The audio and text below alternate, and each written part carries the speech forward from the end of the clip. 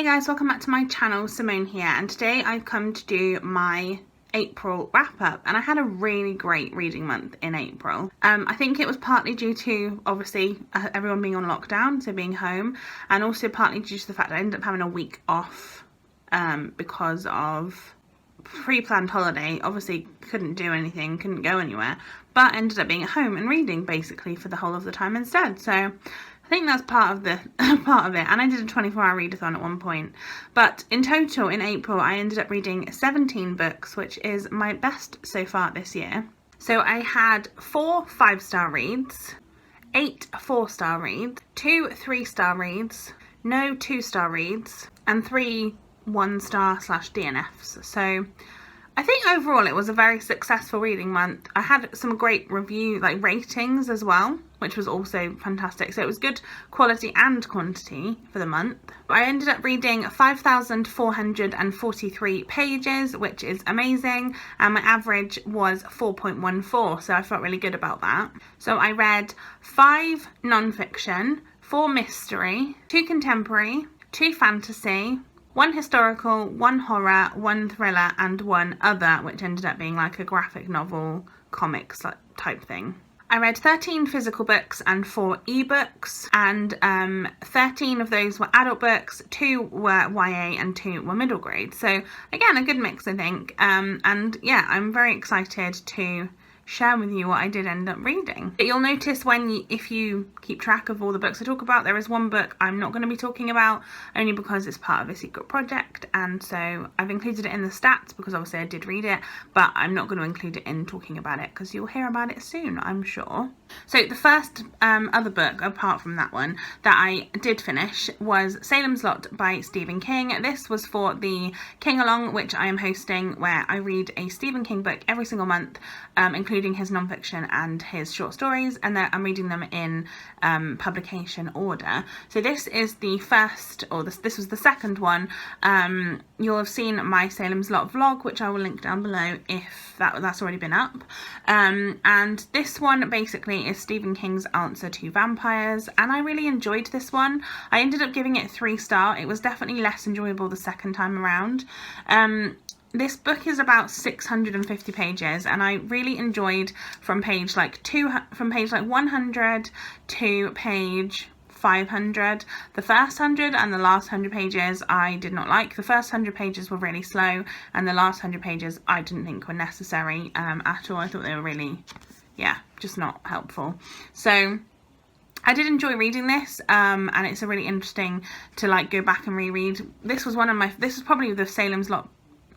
Salems Lot was probably the Stephen King book that I would say to people was my favourite when I, had read it the first time, but it's definitely not now. It's definitely on par with Carrie, which I read the month before, so I enjoyed it, but it definitely wasn't my favourite, unfortunately. The next book I read was a ebook, but I was sent it by Trigger Press, who I have been working with, and they sent me How to Feel Good in Difficult Times by Gail Lindenfeld. I really enjoyed this one. It was a very short kind of snapshot, almost like self-help book that talks about as it says on the title, how to feel good during difficult times. So the difficult times it's generally talking about is divorce, losing a loved one, it could be anything. It could be loss of a job. It could be anything at all. And obviously right now it's a very apt book to be reading because obviously we're in very difficult times right now. So it definitely was an interesting read. I ended up giving it 4 stars. I really enjoyed it. There were some parts in it that I thought were really helpful, like the friendship part. It talks about how if you have a group of friends, not all of those friends are kind of for every occasion, if that makes sense. Like there are some friends that have like a certain skill or a certain thing, when I say that I mean one friend might be the person to talk to if you need someone to listen to you, and one friend might be the person to kind of do the action side. And it was just really interesting, and I found it really helpful. So yeah, I really liked that one, so thank you to Trigger Press for sending me that. Then we have my first DNF of the month, and that was Dead Cold by Louise Penny. I got 56 pages into this book, and I ended up DNFing it because it's incredibly fat phobic, and I was not there for it. There were some really uncomfortable bits, and I just, yeah. This is the second book in the Chief Inspector Armand Gamache stories, and I really liked the first one, Still Life, I think it was called. I really enjoyed it, and then I started reading this one, like I said, and I was really uncomfortable with the way that they talked to one of the characters, and that one of the characters was talked about, and so I decided I couldn't read it, so I've DNF'd it, and I don't think I'm going to read any more of this series now. Next up was the book that Leanne chose for me to read from last month's Wheel Chooses My TBR. Last month, Leanne from Literary Diversions came up on my Wheel of TBR, and she chose for me to read The 57 Bus by Dashka Slater, which basically follows two teenagers, I guess.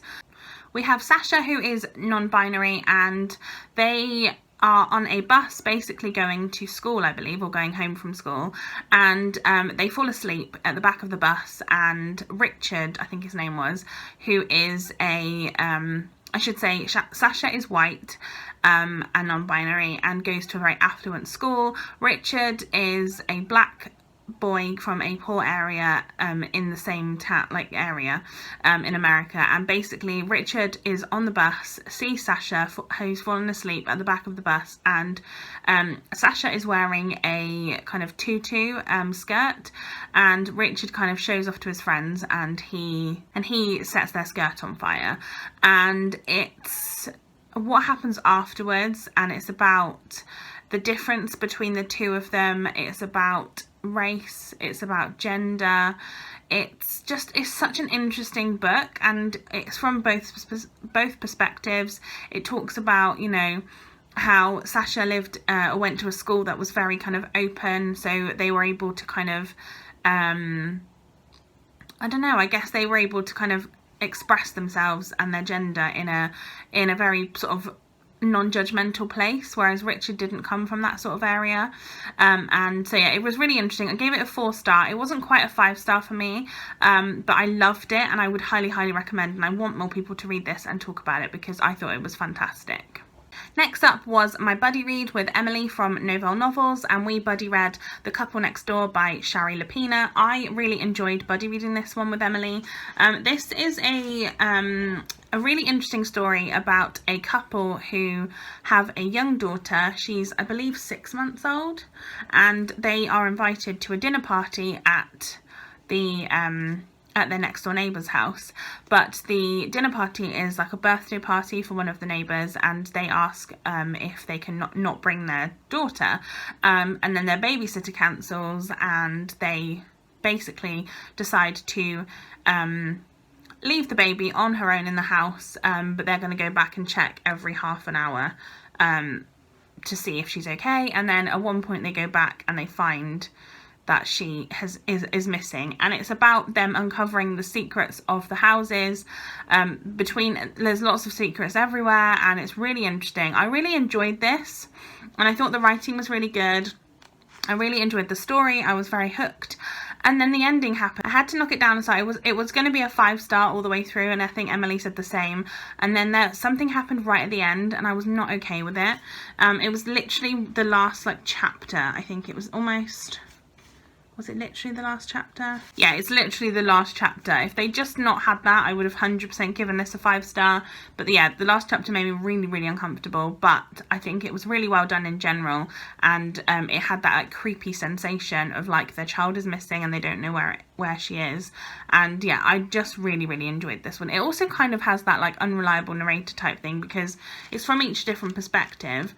But I definitely felt like the two parents could be unreliable in lots of different ways. So yeah, really enjoyed this one though. I've just realised as well that I haven't been even telling you about the owls. So I took part in the owls this month, and I've managed to read all 7 owls that I needed to read. Of the ones I've talked about so far, I ended up reading Salems Lot for Transfiguration, which was to read a book with shapeshifters.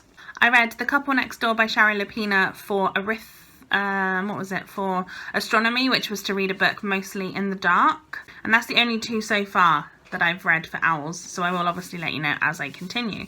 The next one I read was Shadow Magic by Joshua Kahn. This is a book that I bought for AJ a long time ago, and it was on my shelf, and one of the owls was for arithmancy, which was to read a book that that was out of your comfort zone, or like your opposite genre. Then read a book with a genre that's different than your favourite, I think was how it went. And on my wheel it came up as read a book out of your comfort zone. So this is the one that I went with, and I'm so glad I did. This one was a 5-star read for me, which I'm really impressed by because I really wasn't expecting it to be. This is a kind of middle grade fantasy book that follows, I'm trying to remember their names, let me get them right. Follows a boy named Thorn who is an outlaw's son, and he has run away from home to try to find his father who has gone missing, and he's now been sold to a man named Tyburn, who is an executioner for the House of Shadow, which is where Lilith Shadow, who is the other main character, is living, and she is the new princess. She's the last surviving member of House Shadow, and her ancestors all used magic, but girls are not allowed to use magic, and so she now is kind of ruling her the House of Shadows, like she's the ruler of it now, but she's not able to use magic, which makes things very difficult. And then the two kind of get caught. There is a massive bat that Thorn learns to ride, and honestly, this story, I started reading this with completely no expectations, and I literally went through this in 2 days, and honestly, it's such a good book. It's definitely got like great middle grade vibes, and I definitely think that most of the books that I've given a 5-star to this month have been totally out of my comfort zone and totally different than books that I normally would have enjoyed. And I just think, like, this is the great thing about the wheel, because it really does get me to read things that I wouldn't necessarily normally read. And yeah, like I said, this was 100% a 5-star. I loved this book so much, and yeah, I really would recommend, especially if you love middle grade. The next book I read was an e-arc that I had from NetGalley, and that was for Pretending by Holly Bourne. This one came out this month, in fact, so I ended up reading it literally as it was coming out, which was really exciting. I ended up giving this one a 4-star. I really liked it. You all know how much I've loved Holly Bourne's writing in the past. This one wasn't quite as successful for me as her YA books that I've read, but then I haven't read any of her other adult stuff either, so I'm not sure if it's just because of the adult YA divide, or if it's just this particular book that I wasn't the biggest fan of. I say biggest fan, I really liked it, it just wasn't a 5-star. Pretending basically follows a girl who has suffered a pretty big trauma in her life, and she's really struggling to be successful in the dating scene, shall we say. She always finds that she gets to, or trigger warning basically for sexual assault and sexual abuse, and she struggles when it gets to the kind of like sex part of relationships, because of something that's happened in her past. And she decides to go onto a dating site, and she pretends that she is a girl named Gretel, and she basically sets up this fake, like, typical personality of somebody that she thinks would be liked, and then she decides she's going to make it like an experiment kind of thing, only to find that one of the guys that she ends up dating she really likes, and then it's a case of her trying to figure out if he you know what I mean. It's that sort of thing. I really liked this. I didn't like the Gretel parts at all. There were sections where essentially Gretel had written like from her side, and yeah, it was annoying to me. I really just didn't like it at all. I don't think you're supposed to like it, really, and yeah, it felt a bit preachy, to be honest, and I wasn't a fan. So other than that, I did give it a 4-star because I love the rest. The first sort of 100 pages, you'll see if you watched my 24-hour reading vlog, the first 100 pages I was not a fan. I was close to DNFing it. And then I carried on reading and realised that I really loved it. It talked a lot about PTSD, which I thought was really interesting, and I definitely thought it was good representation for that, because I struggle to find good PTSD representation in books. So yeah, I did enjoy that side of it, and I would recommend, but I would say, yeah, just keep going after the first 100 pages because it's definitely one of those that gets better as you read. I read Pretending for Muggle Studies, which was to read a contemporary, basically. Next up, I have The Bat by Jo Nesbo, which I was originally going to be reading for the Defense Against the Dark Arts prompt, which was to read a book set by the sea or water. I ended up DNFing this one after 25 pages, so I never obviously read it for that prompt. I picked a different one in the end, but this one I didn't like at all. I read, like I said, 25 pages. I felt like it was really stilted, and I also feel like the translation, so this is translated from Norwegian, I believe, to English, and, oh, is it Swedish? Hang on. This was translated from Norwegian, and I just didn't like it. I thought the translation was really clunky. There were bits in here which I didn't feel like made any sense, that were trying to, it felt really ridiculous to me. And yeah, I just couldn't, yeah, I couldn't get past it. I wasn't a fan, and I will not be reading this series, unfortunately, because this book was not a success, in my opinion. The book I ended up going for the Defense Against the Dark Arts prompt in the end was the Dandy Annual of 2019. I was really reaching with it, to be honest, but there's a section in here, let me find it. But there's a story in here that takes place at the beach, and I thought, you know what, I'm going to go with it, even though most of the book doesn't, but, you know, it's fine. We went with it. We tried. And yeah, I ended up deciding to read this one. This one I gave a 3-star. It was fine. Nothing special. I definitely prefer Dandy to Beano. But this one, yeah, it was fine. Like I said, it wasn't anything super special. It was an annual. I think it's a lot of fun to read. And it didn't take me very long either. So yes, definitely I'm glad I read it, and it was the last one I actually own as well, because I had 4, but I read 3 of them towards the end of last year. So this was the final one, and I'm glad that I've read it. The next book I read, I decided to read right at the end of my 24-hour reading vlog, which again, if you've seen it, I'll link it down below. But I didn't really want to pick up any of my TBR books at that point, so I decided I was going to read Leah on the Offbeat by Becky Albertalli, and I'm really glad I did, because I gave this one a 5-star, and it was my favourite book of the month.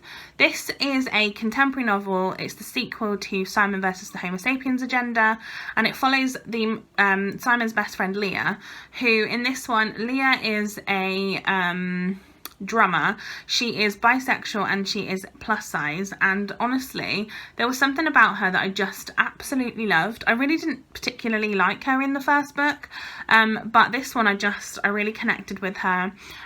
She hasn't told any of her friends that she's bisexual. She's told her mum, and that is it. And then things start to happen in their friendship group, and people start to like break apart, and then she starts to fall for one of them, and she's struggling to work out if she should do that. She's also organising to start college. And yeah, I loved this one so much. I definitely would highly recommend that you read it if you haven't already. Yeah, Leah is 100% my favourite character from this series, and I just wish there was more of her, because I loved her so much. Next up, I read Lies by T.M. Logan. This was a book I didn't know lots about, but it's a thriller that follows a man named Joe Lynch, who is married. He has a happy life, and he has a young son that he adores, and one day his son sees his wife's car in a car park and near a hotel, and they decide to pop in and surprise her. So Joe sees his wife arguing or having a confrontation with their family friend Ben, and things start to unravel from there. This is so on edge the whole way through. I was on edge, like wanting to know what was happening. It was kind of like, I don't know, I don't even know how to explain it. This was so good. There were so many twists and turns, and I never really knew what was coming and what was happening.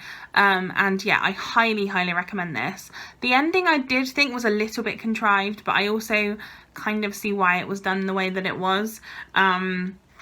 But yeah, I think it's really interesting. It made me laugh in parts, and it made me like bite my nails to the quick in other parts, because I was super like interested by it. It's not scary, but it's really just like suspenseful, and I really enjoyed it. I would definitely read more T.M. Logan in the future, and I gave this one a 4-star. Next up, I read, it was my buddy read with Leanne from Literary Diversions, and I read The Murders at White House Farm, Jeremy Bamber and the Killing of His Family by Carol Ann Lee. This one I used for the, this one I read for the charms prompt, and that was to read a book with a white cover. And I read this one, I've read a book by Carol Ann Lee before. I read her book about Myra Hindley and the Moors murders, and I really felt like she did that one really well. This one I also really enjoyed. I do think the first 100 pages is a lot of backstory of what happened and about Jeremy Bamber and his family life, and I found it quite dry, and it did take me some time to get through, but once I got through that I really enjoyed the rest of it. It's a really heartbreaking case. If you don't know, Jeremy Bamber has now been found guilty many times of murdering his mum, his adopted mother and father, his adopted sister, and his sister's 2 twin boys. And they essentially, he tried to convince the police that it was murder-suicide, and that his sister, who suffered from schizophrenia, had essentially murdered her family, all of those others, and then turned the gun on herself. And then it was a long time before they figured out that actually he'd done it to his own family. And he still maintains his innocence to this day, and he's still trying to appeal it many times through. I didn't know lots about this case, and I'm really glad I read this book because I found out a lot of information that I didn't already know. I would definitely read more Carol Ann Lee in the future because, like I said, I really have enjoyed both of the books that I've read. I gave this one a 4-star just because that first bit was quite slow, but I definitely enjoyed it, and if you like true crime, I think you'll enjoy this one. And then for the next one, it was My Last Owl, and I read this one for Herbology, which was to read a book that starts with an M, and I buddy read this one with Nikki from I Read Past My Bedtime, and this is My Mother the Psychopath by Olivia Rain. This is written by Olivia Rain, which is a pseudonym, and also SM Nelson, I think it was. Let me just check. Yeah, SM Nelson, who is Olivia's friend in real life and who decided to write this book. This follows Olivia Rain's childhood and growing up with her mother, who is clinically, she's now looked back and realised that her mother is clinically a psychopath. Her mother was just horrendous to her, has treated her in horrible ways, and then ever since now she's tried to cut her mother out of her life, and she still seems to find ways of trying to get back in there and find ways of wrecking her life. And yeah, this was so heartbreaking and really heartfelt. Like, I could tell reading this how much she has struggled with this her whole life and how much she just wants to move on from it. It really infuriated me that her father just let all this happen and kind of just carried on as if nothing was happening. And yeah, I hope that whoever Olivia Rain is, that she is feeling positive now, and I think this book was really good. I also think it's really insightful into the kind of psychosis of psychopathy, because it's not something that, I think we hear it and we often think it's like a slur term, like a lot of the time, like, oh, they're such a psychopath, but a clinical psychopath is a different thing, and it's very intense. And yeah, it was really interesting to read about that, and I found it sort of fascinating but also really heartbreaking knowing that this actually happened to somebody. The next book I read, again, this one was a gift that I'd been sent a few months ago by the lovely Victoria from What Victoria Read, and this was a book I added to my wish list because she put it in her favourites of the month, or of the year, sorry.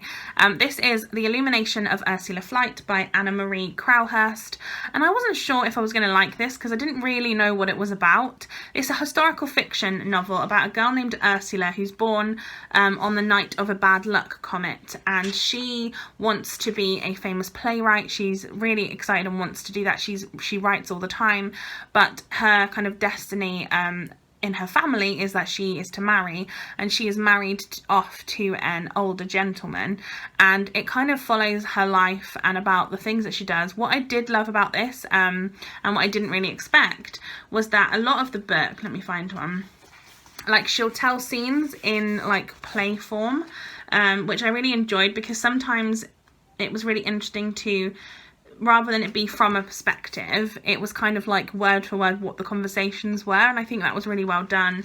It also kind of broke up the book and made you, like, it was exciting to keep reading, and I just really enjoyed the whole thing, to be honest. This one was a 5-star read, and I was surprised by that, because for the first sort of 100, again, I feel like the first 100 pages of books generally can be a bit hit or miss for me.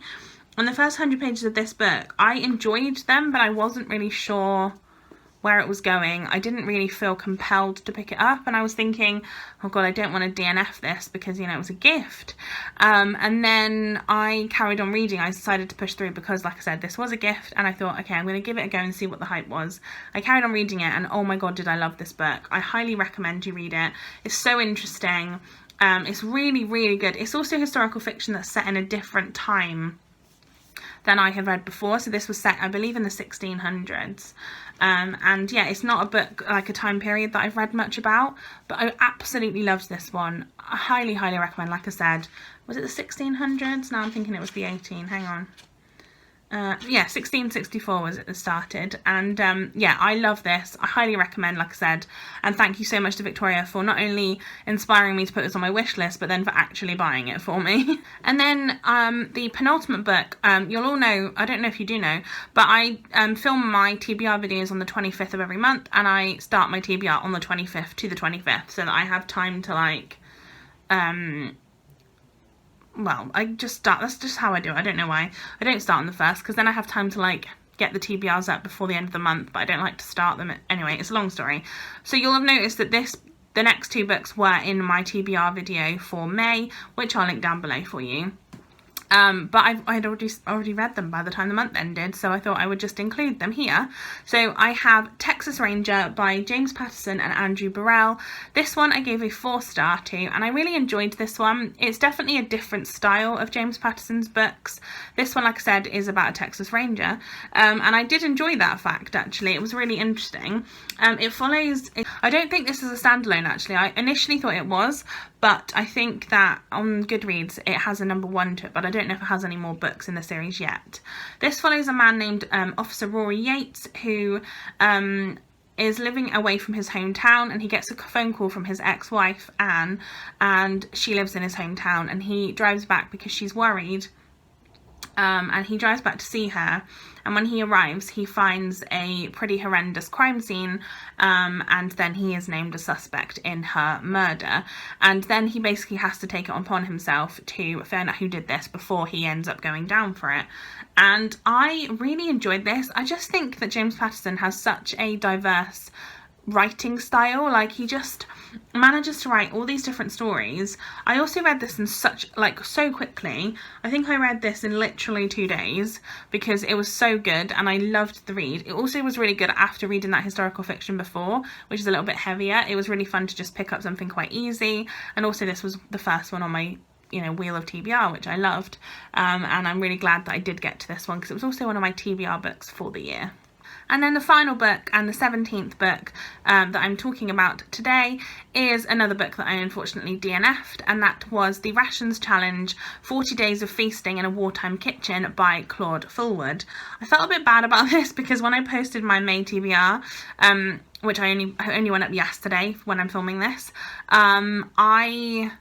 lots of people told me that they were really excited about it and they thought it would be really good and they were excited to see what I think. I ended up DNFing it after 40 pages because it just wasn't interesting me. Like, I was really excited by it. I thought it would be fun. I got sent this as an e-arc from NetGalley and I was really excited about it. But it was written in such a way, it was like blog style posts, which is normally fine and I have no issue with that whatsoever. But there was just something about the way it was written. I felt like it was very kind of like basic, like it didn't really go into any detail. I wanted to know more about how they came to the decision to do, like how Claude Fullwood came to the decision to do this challenge, how she then did it, rather than what ended up happening, which was it was talking about like things she learned across the way. So there was like to eat more locally and stuff, and I didn't really want to know the kind of like moral outcome, I guess. I wanted to know more like how she did it, what she ate, that kind of thing. And yeah, so it just wasn't really what I was expecting, and I didn't particularly enjoy it for that reason, unfortunately. But I am glad I gave it a try. But yeah, that was the last book I read, and unfortunately I DNF'd it, which was a shame, but it's okay, we're all right, it's absolutely fine, not a problem. But yeah, that was the 17 books that I read / DNF'd in the month of, when were we? In the month of April. And yeah, I hope that you guys had a very successful reading month too. What did you read? What was your favourite book and your least favourite book of the month? I would love to know in the descriptions down below, or in the comments should I say. Give this video a thumbs up if you enjoyed it, and subscribe to my channel if you haven't already, and I shall see you next time for another video. Bye guys, stay safe.